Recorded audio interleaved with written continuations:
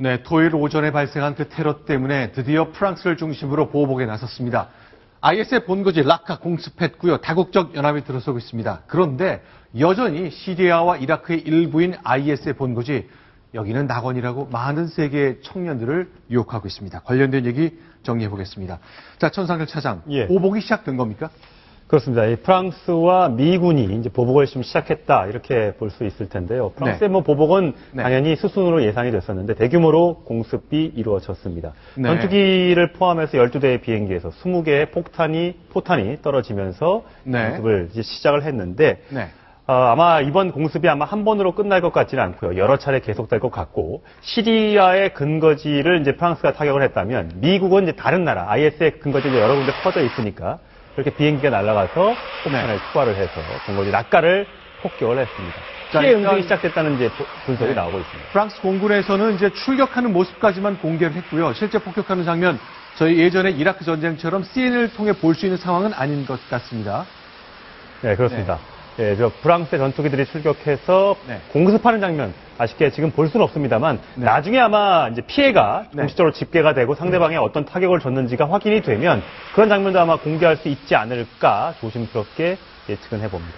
자, 그러니까 미국도 참여했고 호주도 참여했고 프랑스가 주도를 하고 있는데 자, 뭐 러시아나 다양한 그 유엔 안보리 이사국들이 참여할 가능성도 거론되고 있습니다. 오늘 갑자기 나온 소식이 또 하나 있는데요. 어나니머스라는 해킹 단체가 IS를 공격하겠다 이런 얘기를 했죠.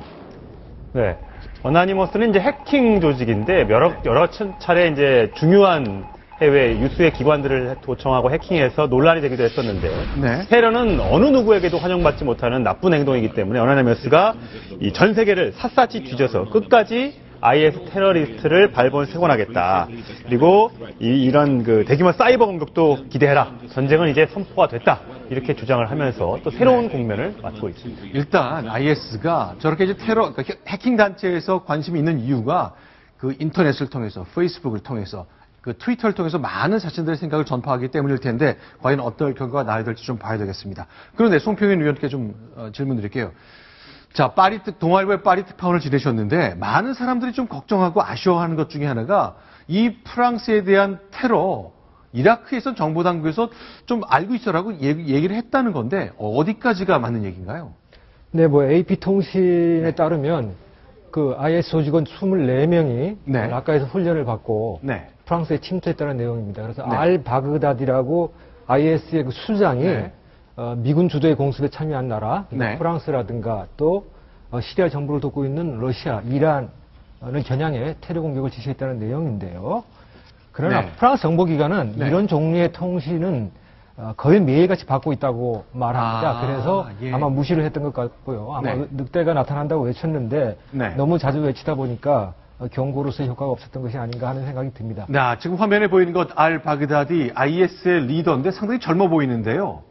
자, 저렇게 테러를 자행한 그 학살의 주인공입니다만 현재까지 뭐 출처를 알지 못하는 가운데 일단 프랑스 정보 당국이 놓쳤다는 얘기인데 또 하나 아쉽게 생각하는 게 처음에 이제 폭발이 났던 것이 프랑스에서 열린 독일과 프랑스의 축구 경기였잖아요. 근데 뻥 소리 나는 거 저희가 한번 들어봤는데 대통령이 먼저 빠져나가는데 경기가 오랫동안 계속됐다 그래요. 네, 이게 오후 9시 20분쯤에 경기장 밖에서 폭발음이 들렸습니다. 그래서 상황을 보고받은 올랑드 대통령이 경기장 내에 있는 보안실로 바로 이제 올라갑니다. 그래서 상황을 파악하고요.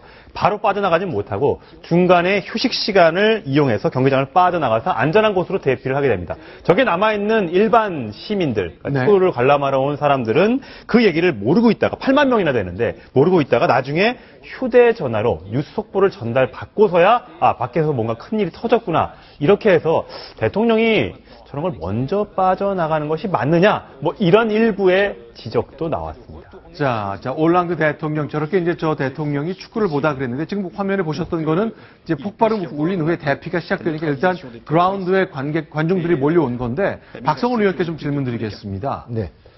이거요. 대통령이 먼저 피신하는 것 때문에 프랑스에서 시끌시끌한 모양이에요.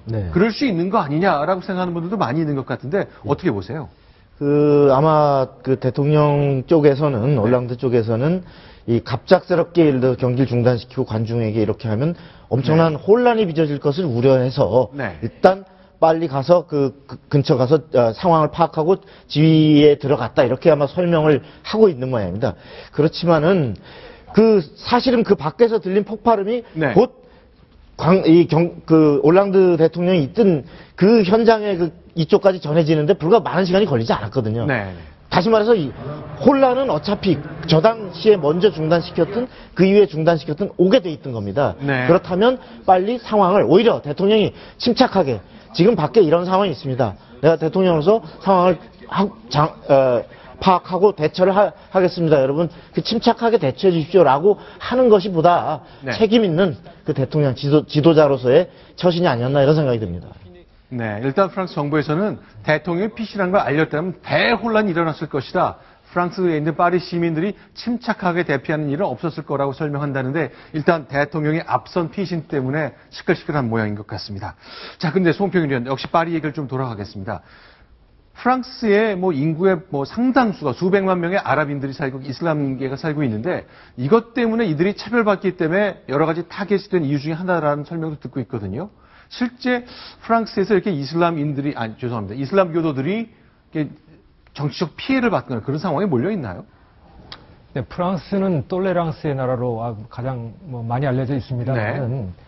실제로 네. 프랑스 사회가 이슬람 이런 무슬림들한테 얼마나 개방적이냐에 대해서는 조금 문제가 있을 수 있습니다. 네네. 프랑스만큼 이런 이슬람인들이 정치계나 이런 데로 진출을 하지 못하는 나라가 또 드물고요. 그리고 실제로 이런 프랑스 교회에 나가보면 아주 어려운 환경에서, 가난한 환경에서 이슬람 사람들이 많이 거주하고 있고 거기서 자기네들만의 그 공동체를 이루면서 네. 이슬람 주류 문화에 대한 어떤 반감을 형성하고 있습니다. 네. 자, 주류 문화에 대한 반감. 그래서 이제 IS라는 이슬람 제국을 건설하겠다는 사람으로서는 프랑스의 행동이 여러 가지가 이제 불만족스러울 것 같은데 일단 오늘 공습을 한 그 IS의 본부지 라카에 대한 얘기를 좀 해봐야 되겠습니다. 자, 지금부터 중동 지도를 좀 보여드리고요. 몇몇 도시에 대한 소개를 드리겠습니다. 이게 흔히 봤던 중동 지역의 지도인데 우리가 관심 있는 나라는 이라크와 시리아입니다. 어떻습니까? 이 IS 거점지라고 하는 라카라는 곳이 있는데 이게 어떤 도시인가요? 예, 라카는 네.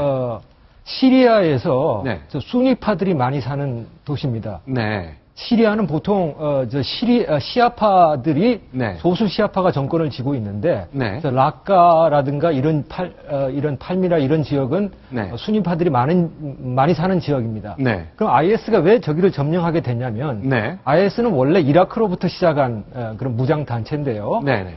이 시리아에 내전이 발생하면서 네. 저 라카 쪽에 공백이 발생하고 또 네. 수니파를 보호한다는 그런 명분으로 IS가 자기의 점령 지역을 확장한 겁니다. 그러니까 이라크에 있다가 쭉 넘어갔군요. 네, 그렇습니다. 네. 예.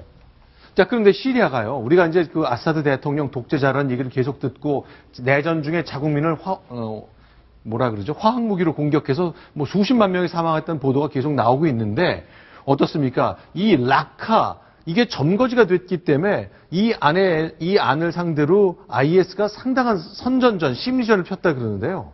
어떤 상황인가요?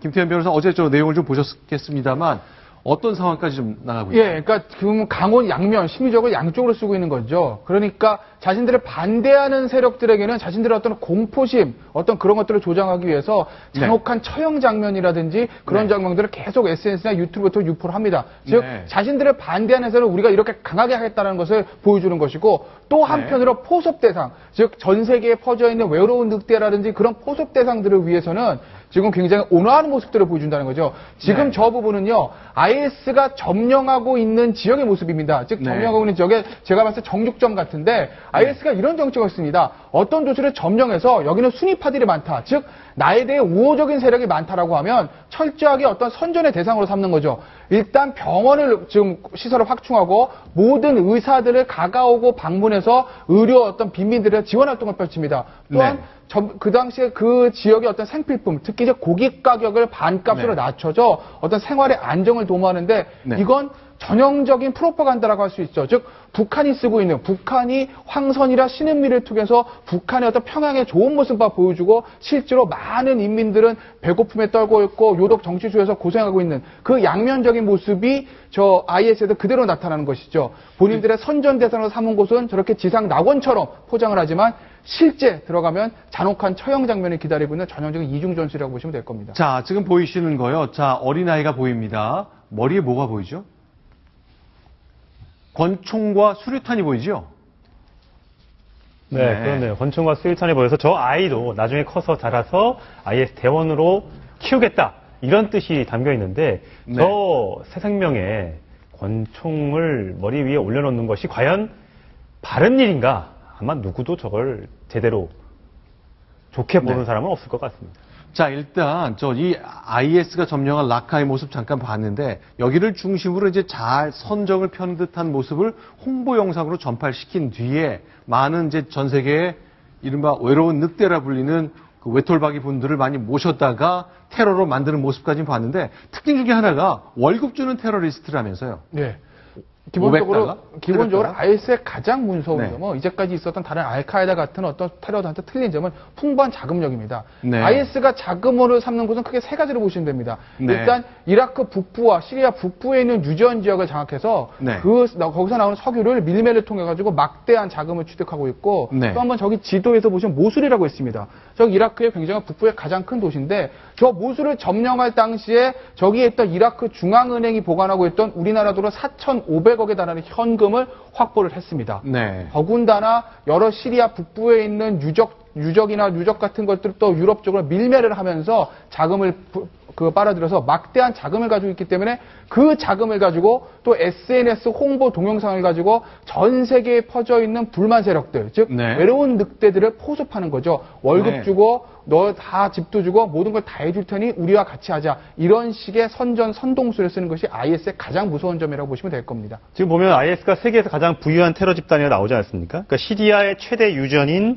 오마르 등 이라크, 네. 시리아에 걸쳐서 10군데가 넘는 유전을 확보를 하고요. 여기가 생산하는 그 석유량이요. 시리아에서만 5만 배럴, 이라크에서 3만 배럴, 이렇게 8만 배럴을 생산을 하는데 네. 아까 말씀하셨던 것처럼 밀매 시장에서 석유를 내다 팔아가지고 돈을 확보하는데 이게 국제 유가로 파는 게 아니라 네. 국제 유가에서 유가 시장에서 팔리는 거에 반값으로 파니까 완전히 시장을 교란시키는 거죠. 싸니까 많이 팔리겠죠. 그래서 하루에 돈을 얻는 게 하루에 300만 달러, 한 31억 원 정도의 소득을 가지고 전 세계에 나가 있는 외로운 늑대들을 포섭을 하고 있는 그런 그러니까 돈으로 매수하는 그 테러 집단이기 때문에 굉장히 저게 빠른 속도로 확산이 되고 있는 것 같습니다. 참 아이러니가요. 어제 이제 저희가 전화로 인터뷰했던 국립외교원의 임남식 교수의 설명인데, 자, 이 얘기가 이 전쟁을 하고 있는 상대방, 이제 이라크 내 쿠르드족과 이제 전쟁을 하고 있는데, 전쟁을 하고 있는 상대방에게도 그 밀매 시장에서 원유를 판다 그러네요. 서로 싸우고 있는데 석유를 받고 돈을 주고 이런 거래가 계속되는 기현상이 현지에서 벌어진다고 합니다.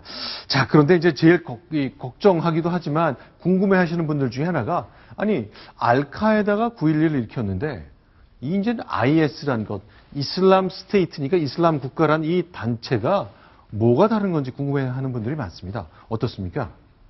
네. 알카에다와 IS는 많은 차이가 있습니다. IS가 애초에 시작은 알카에다 이라크 지부의 하부 조직으로 출발했는데 2003년 결별을 했던 것이죠. 즉 알카에다가 IS 조직을 파문을 시킵니다. 너무 잔인하다는 거죠. 우리도 테러리스트지만 너희들은 도저히 눈 뜨고 못 보겠다. 이게 알카에다가 IS를 파문했던 이유입니다.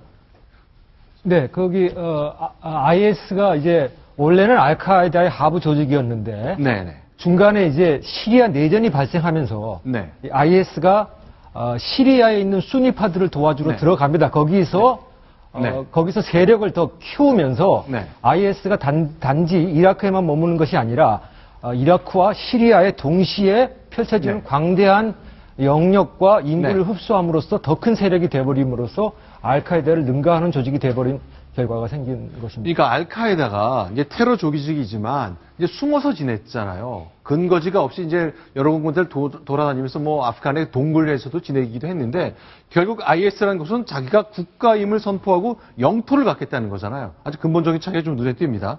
그런데 아주 공격 대상도 좀 다르고 몇 가지 인원과 무장에서 좀 차이점이 보이네요. 그러니까 결국 알카에다로부터 파문된 이유 중에 하나는 온건 무슬림에 대한 공격인 거죠. 네. 알카에다는 최소한 무슬림은 공격하지 않는데 IS는 자기들과 반대되는, 즉 모든 시아파 또 수니파 중에서도 자기들의 과격 노선에 반대하는 세력들도 공격 대상으로 삼았기 때문에 그것이 알카에다의 어떤 눈 밖에 나서 파문된 결과가 있었던 것이고, 아까 앵커께서 지적하셨듯이 알카에다는 단순한 테러 단체에 그쳤지만 네. IS는 나름대로 국가를 표방하고 지금 막대한 자금력과 막대한 영향력을 가지고 나름의 국가 체계를 가지고 있다는 점이 가장 큰 차이로 보시면 됩니다. 자, 그럼 송평윤 의원께요. SNS라는 게 참 파워풀하고 힘이 막강한 건데 전 세계의 젊은 테러리스트, 뭐 수만 명이 월급 $500, $800 주니까 오잖아요.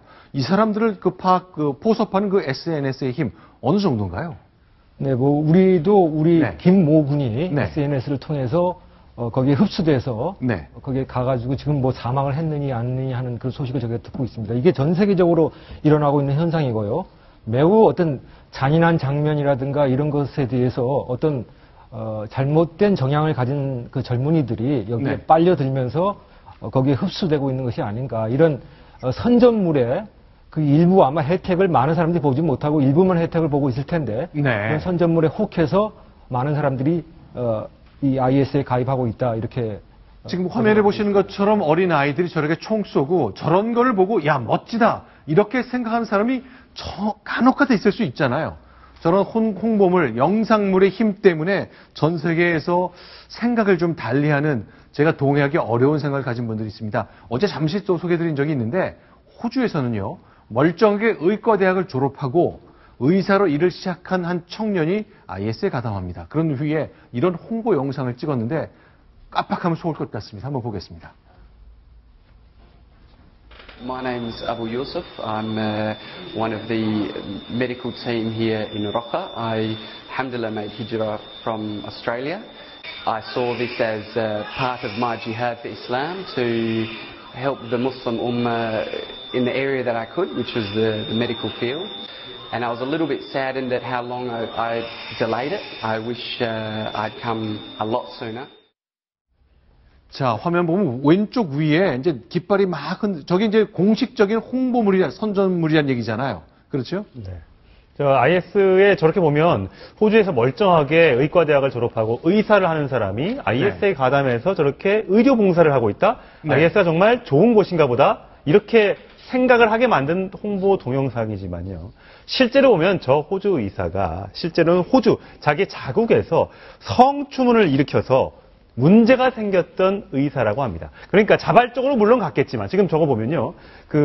저 의사의 집에 그러니까 난리가 났지 않겠습니까? 저게 호주에 어떤 의사가 저렇게 IS 가담했어 하고 자국 언론들이 관심을 갖고 찾아가 봤는데 알고 보니까 호주 언론에서 파악한 바로는 저 사람이 과거에 호주에서 성추문 문제를 일으켜서 의사로서의 좀 문제를 일으켰던 사람입니다. 그래서 결국은 도피성으로 해외에 알카에다 조직에 합류했고 저렇게 홍보 동영상에 동원이 됐는데 아무것도 모르는 사람들은 저 사람이 정말 자발적으로 훌륭한 일을 하고 있다고 생각해서 IS에 가담했다. 이렇게만 판단할 수 있을 것 같아서 저런 분들에 대한 홍보 동영상에 나오는 사람들에 대한 면밀한 이 분석과 정말 어떤 백그라운드를 갖고 있는지를 좀 파악을 좀 해봐야 될 것 같습니다. 자, 저 영상이요. 호주 애들레이드 대학이니까 꽤 괜찮은 의과대학을 졸업한 29살 청년인데 저렇게 자발적으로 갔고요. 그래서 호주 방송을 제가 낮에 잠깐 봤더니 난리가 났습니다. 뭐 배경에 여러 가지 화면도 띄워놓고 저 방송을 하는 모습까지 나오는데 호주 시내 그 국가 내에 미친 파문도 굉장히 큰 것 같습니다. 자, 그러면 아까 저희가 신생아 위에 머리에 수류탄도 놓고 저렇게 전사로 키우겠다는 모습을 많이 보이는데 IS가 다음 목표도 선정해 놓은 거죠. 네. 어떻습니까? 글쎄, 뭐 다음 목표를 제가 미리 알 수 있으면 참 좋을 것 같은데 뭐 알기는 어렵지만 뉴욕에 이어서 런던에서도 한번 당했고 이번에 이제 프랑스가 그 사이에 또 마드리드가 한번 당했고요. 이번에 이제 프랑스 파리가 당했습니다. 프랑스 파리는 또 지난 몇 개월 전에 샤블리 에브도 사건과 관련해서 또 한번 테러를 당했던 나라인데 다시 한번 테러를 당했습니다. 파리의 경우에는 프랑스의 경우에는 단지 그동안은 이라크만 공습을 하고 있다가 이라크의 IS만 공습을 하고 있다가 시리아에 공습을 시작한 게 지난 9월 달입니다. 그래서 아마 프랑스가 타겟이 되기가 굉장히 좋은 그런 시점이 있었던 것 같고 네. 앞으로는 뭐 독일이라든가 뭐 네. 또 다른 이탈리아라든가 다른 나라로까지 이 테러 목표가 변경될 수도 있는 것이 아닌가.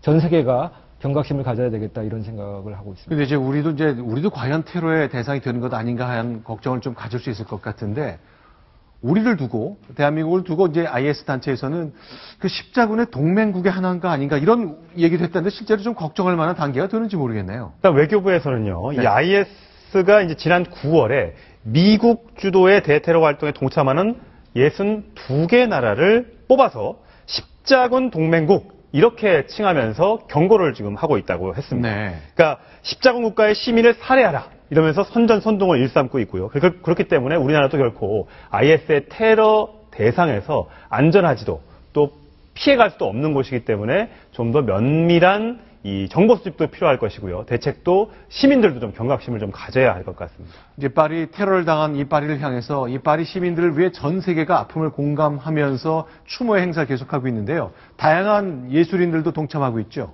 그렇습니다. 마돈나가 동참을 했는데 네. 사실 지금 같은 이 애도회 기간에 네. 마돈나 춤이 선정적이기도 하고 굉장히 화려하잖아요. 이런 걸 하는 게 맞느냐? 그래서 지금 그 공연에 앞서서 추모를 하는 장면입니다. 그러니까 마돈나가 얘기한 것은 IS가 원하는 것은 이런 공연들이 열리지 못하고 세계 사람들이 두려움에 떨면서 아무 말도 못하는 걸 오히려 바라고 있을 것이다. 이럴 때야말로 의연하게 공연도 하고 자기의 생업에 종사하면서 해야지만 IS로부터 우리가 의연하게 대처할 수 있는 거다. 이렇게 하면서 공연을 강행했고 앞서서 추모 행사를 가졌습니다.